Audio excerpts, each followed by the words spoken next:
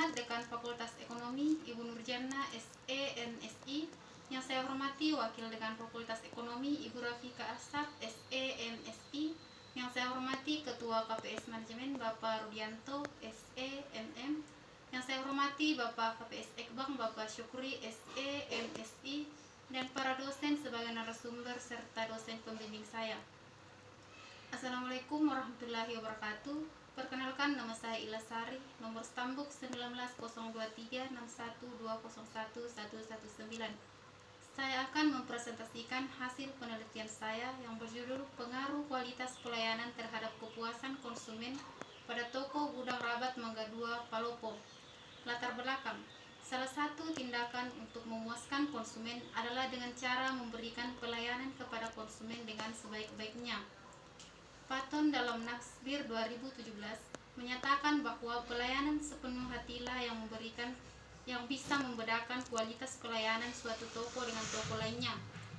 Kualitas pelayanan merupakan pemenuhan harapan konsumen atau kebutuhan yang membandingkan antara hasil dengan harapan dan menentukan apakah konsumen sudah menerima layanan yang berkualitas atau tidak.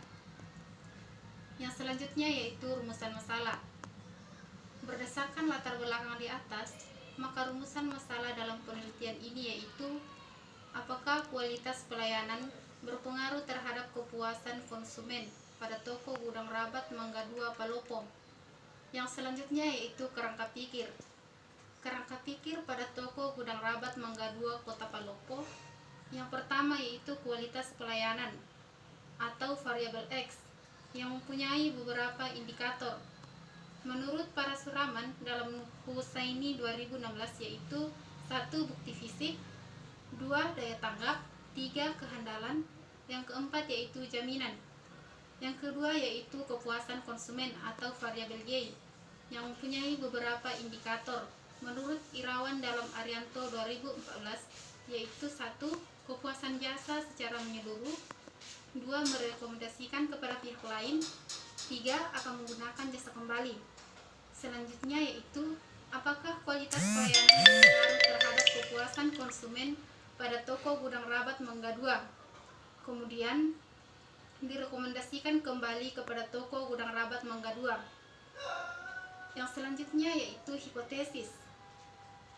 Dari pokok permasalahan yang telah diuraikan dan kerangka pikir, maka hipotesis yang dikemukakan dalam penelitian ini diduga bahwa kualitas pelayanan berpengaruh signifikan terhadap kepuasan konsumen pada Toko Gudang Rabat Mangga 2 Kota Palopo. Yang selanjutnya itu waktu, tempat, dan metode pengambilan data. Penelitian ini dilakukan pada Toko Gudang Rabat Mangga 2, Kelurahan Pajalesang, Kecamatan Wara, Kota Palopo. Adapun waktu penelitian dibuat selama 2 bulan, yaitu pada bulan Oktober sampai November 2017.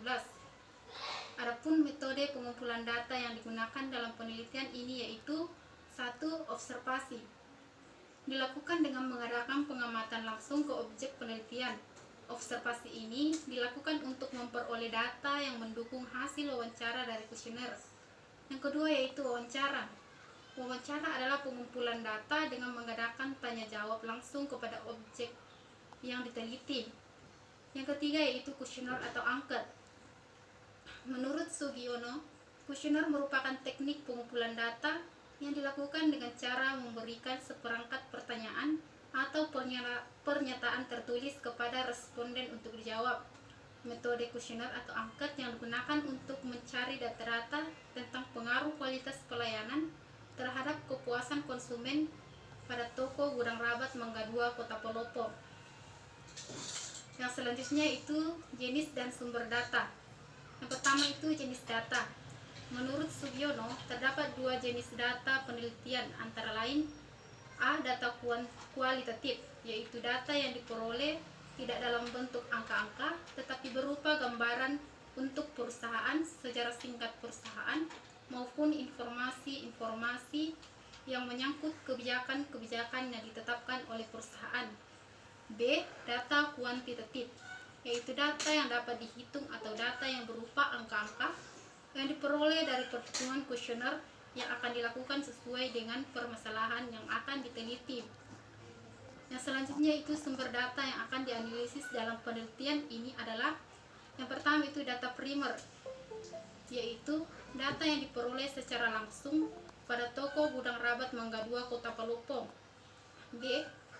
Data sekunder, yaitu data primer yang telah diperoleh lebih lanjut dan disajikan baik oleh pihak pengumpul data primer atau pihak lain.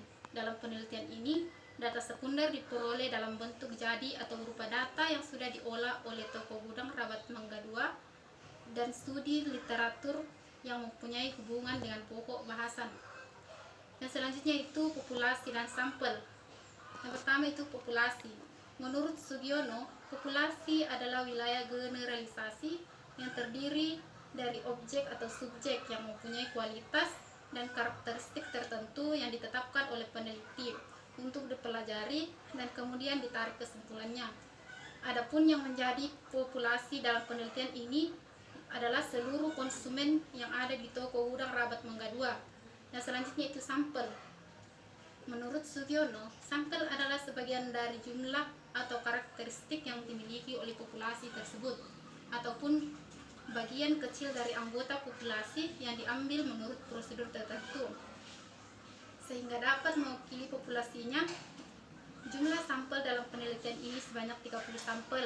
Hal ini sesuai dengan pendapat Gay bahwa minimal sampel dalam penelitian ini adalah 30 sampel. Yang selanjutnya itu teknik analisis data. Yang pertama itu analisis deskriptif. Analisis deskriptif adalah suatu analisis yang menguraikan tanggapan responden terhadap faktor-faktor yang berpengaruh terhadap keputusan pembelian melalui kuesioner yang dibagikan dengan menggunakan skala Likert yang terdiri dari sangat setuju, setuju, cukup setuju, tidak setuju, dan sangat tidak setuju. Yang selanjutnya itu uji validitas dan reliabilitas. Yang pertama itu uji validitas. Uji validitas digunakan untuk mengukur sah atau valid tidaknya suatu kuesioner. Suatu kuesioner yang dikatakan valid jika pernyataan pada kuesioner mampu untuk mengungkapkan sesuatu yang akan diukur oleh kuesioner tersebut. Yang kedua itu uji reliabilitas.